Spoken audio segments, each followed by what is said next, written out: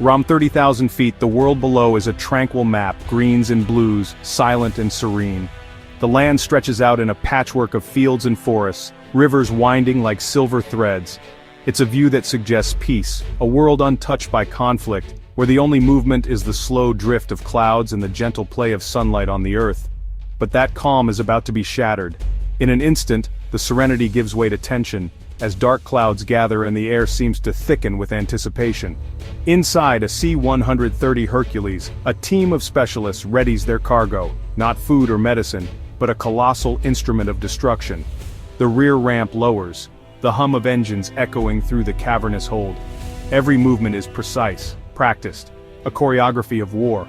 A massive, pallet-mounted munition slides out, guided by parachute, vanishing into the sky. It's a moment suspended between control and chaos, as gravity takes over and the weapon begins its descent. For a moment it hangs, a dark speck, barely visible against the vastness below, a silent omen of what's to come. Then suddenly, the parachute detaches. The payload plummets, tearing through the air with a guttural roar, accelerating toward the earth with unstoppable force. On the ground, time stretches. Every second feels endless as eyes turn skyward, bracing for the inevitable. Then, impact. The world ignites in a flash of white-hot energy, a fireball expanding with ferocious speed, consuming everything in its path. The explosion is blinding, primal, a force of nature unleashed by human hands. A shockwave flattens the landscape for over a mile, leaving utter devastation. Trees are splintered, earth is scorched, and the very air seems to tremble in the aftermath. The sound arrives last, a deafening boom that echoes for miles. It rattles windows, shakes the ground and lingers in the chest like a physical blow. This is not just an explosion, it's a statement, a demonstration of overwhelming force meant to send a message as much as to destroy. The blast is designed to demoralize, to shock, to remind all who witness it of the sheer scale of modern warfare's destructive power, to awe, breaking the will to fight before battle even begins.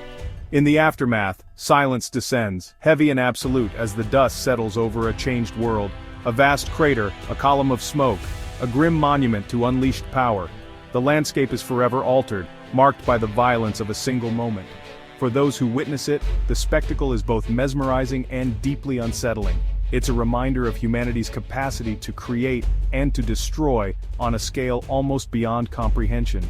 This is the apex of conventional warfare, a force that can erase a landscape in seconds, leaving only questions about its use and consequence. In the silence that follows, the world is left to reckon with the true cost of such awesome power. The weapon behind this destruction is the GBU-43B Massive Ordnance Air Blast, better known as the Mother of All Bombs, or MOAB. This bomb represents a leap in conventional firepower, designed to deliver overwhelming force without crossing the nuclear threshold. Its very name, Mother of All Bombs, hints at its reputation for sheer size and power, and it quickly became a symbol of modern military might. Developed in the early 2000s, the MOAB is one of the largest non-nuclear bombs ever built, over 30 feet long, weighing 21,600 pounds. Its imposing presence dwarfs anything else in the U.S. arsenal, except for nuclear weapons. Engineers designed it to create a psychological impact as much as a physical one, sending a clear message to adversaries about the reach and capability of American air power. Too big for a traditional bomb bay, it's pushed out the cargo door of a transport aircraft. The MOAB is so massive that only a specially modified C-130 Hercules can carry and deploy it, using a parachute to guide the bomb out before it falls freely toward its target. Its explosive force comes from over 18,000 pounds of H6, far more potent than TNT. H6 is a powerful blend of RDX, TNT, and aluminum powder, engineered for maximum blast effect and shockwave generation. Detonated just above ground, it creates a blast wave that obliterates everything within several hundred yards.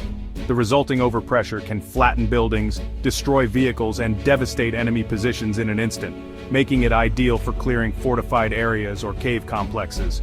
The MOAB is GPS-guided for accuracy, with fins to stabilize its flight. This guidance system ensures the bomb hits its intended target with precision, minimizing the risk of collateral damage while maximizing its destructive potential. Unlike bunker busters, it's an airburst weapon, maximizing horizontal destruction. The MOAB's design allows its shockwave to spread outwards, devastating a wide area, rather than penetrating deep underground. Its only combat use, April 2017, against ISIS-K tunnels in Afghanistan, made global headlines and sparked debate about the ethics and necessity of deploying such overwhelming force. The strike was intended to destroy fortified tunnel networks, but it also raised questions about the future of warfare and the limits of conventional arms. The Moab is a reminder. Modern militaries wield immense destructive capability, well short of nuclear arms. Its existence underscores the ongoing evolution of warfare, where the line between conventional and strategic weapons continues to blur. Far from the Middle East and the Pacific lies Kaula Island, a tiny crescent-shaped outcrop, both a wildlife sanctuary and a military target. Kaula is a state bird sanctuary, home to around 100,000 seabirds from at least 18 species. Its remoteness makes it a vital nursery for birds, and an attractive site for military training. For decades, the U.S. Navy has used Kaula for live fire exercises, arguing its isolation makes it ideal for training without endangering civilians. The southern tip is the primary target zone, where inert bombs and rockets are dropped. This dual identity, sanctuary and bombing range, fuels a contentious debate. Here, national security collides with environmental conservation and cultural heritage.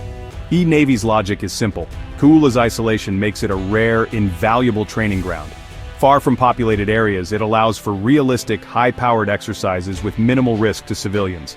Pilots need hands-on practice. Simulations can't replace the experience of dropping real ordnance on a physical target. The Navy insists all munitions are inert, and training is confined to the island's southern tip, away from dense nesting sites.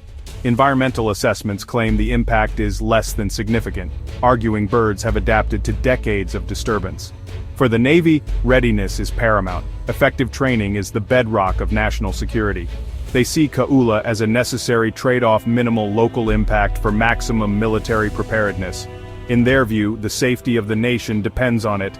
The training at Kaula, they argue, is essential for keeping American forces ready for any threat.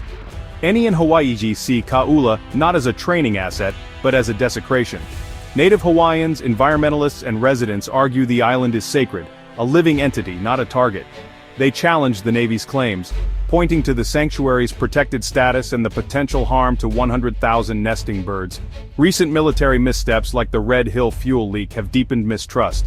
Activists draw parallels to the successful fight to stop bombing on Kaho'olawe, seeing Kaula as the next battleground. The Navy's proposal to increase training has galvanized opposition. Community meetings are packed, petitions circulate, and calls for a complete halt grow louder. For opponents, Kaula should be a sanctuary for life, not a proving ground for war. Beneath the debate lies a thorny legal question: who owns Kaula Island? The state of Hawaii claims it as state land, protected as a bird sanctuary. The Navy insists it's federal property, citing historical precedent and decades of military use. This dispute has real consequences. Whoever owns Kaula controls its fate. The state's Department of Land and Natural Resources opposes military use, but if federal ownership prevails, state objections may be moot. For many Native Hawaiians, the ownership fight is symbolic of deeper issues: sovereignty, history, and unresolved grievances. Until ownership is settled, any compromise remains on shaky ground. Kaula's controversy is a classic clash: military necessity versus environmental and cultural preservation. This small, rugged island off Hawaii's coast has become a symbol of a much larger debate, one that echoes across the Pacific and beyond. Here, the priorities of national defense meet the deep-rooted values of environmental stewardship and indigenous heritage, forcing difficult questions about what we are willing to risk or protect. The Navy argues that realistic training is essential. National security depends on it. They insist that Kaula's unique terrain provides irreplaceable conditions for pilots and crews to prepare for real-world threats, and that without such training, readiness would suffer. They believe using inert munitions and limiting the target zone strikes a reasonable balance. By restricting live fire and focusing on non-explosive ordnance, the military claims it minimizes harm while still achieving vital training goals. For them, a minor environmental cost is justified by the need for a strong defense. In their view, the safety of the nation and its allies outweighs the localized impact, especially when steps are taken to reduce damage. Opponents see Kaula as a treasure, a sacred site and vital sanctuary whose value can't be measured in military terms. For Native Hawaiians and conservationists, the island is a living link to ancestral traditions and a haven for rare species found nowhere else. They argue that dropping ordnance, even inert, violates a sacred trust and endangers fragile ecosystems. The scars left behind, craters, debris, and noise, threaten both the land's spiritual significance and its delicate balance of life. To them, true security includes protecting nature and respecting indigenous rights. They believe that safeguarding cultural heritage and biodiversity is as crucial as any military objective, and that these values must not be sacrificed. The debate is not just about one island, but about what kind of security and what kind of values society chooses to defend. It's a question that challenges us to consider the long-term costs of our decisions and what legacy we wish to leave for future generations. The sounds of jets and bombs are, to many, a violent intrusion into a place of peace. For those who cherish Ka'ula, each training exercise is a reminder of what stands to be lost: tranquility, tradition, and the natural world. The question remains, are some places too precious to sacrifice even for national defense? As the debate continues, Ka'ula stands as a powerful symbol of the choices we face between progress, protection, and the values that define us. While humans argue, Ka'ula's true stakeholders, the seabirds and marine life, have no voice. The island is a critical nesting ground where sudden military disturbances can cause panic, nest abandonment, and harm to eggs and chicks. Biologists doubt claims that birds have adapted. Stress responses are deeply ingrained. Inert bombs still scar the landscape, disturbing soil and vegetation vital for nesting. Over time, repeated impacts could make the island less suitable for wildlife. Marine life, too, is affected by increased noise and activity. Ka'ula's animals are the unseen victims, caught in a human conflict over priorities. As of June 28, 2025, Ka'ula's future hangs in the balance. The Navy is set to release its final environmental assessment, likely reaffirming minimal impact and moving to expand training. This could trigger new protests and a legal showdown over ownership, with major implications for military land use in Hawaii. Courts may have to decide, is Ka'ula state land or federal property? Alternatively, public pressure could force a political solution, as happened with Kaho'olawe. A compromise might see reduced training or increased conservation efforts. The debate over Ka'ula is about more than one island. It's about how we balance military strength with environmental and cultural stewardship. The fate of this windswept rock will reveal what we value most in the 21st century.